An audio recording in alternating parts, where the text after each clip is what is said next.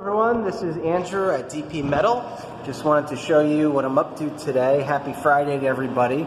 We are printing some sweet 50 micron parts on our Markforged Metal X. Let's see if we can get in there. Look at the lettering and the logo on that part. Beautiful. And some little tiny hinges. I can actually show you what they're going to look like when they're done. This is our sample table, and this is that hinge when it's finished.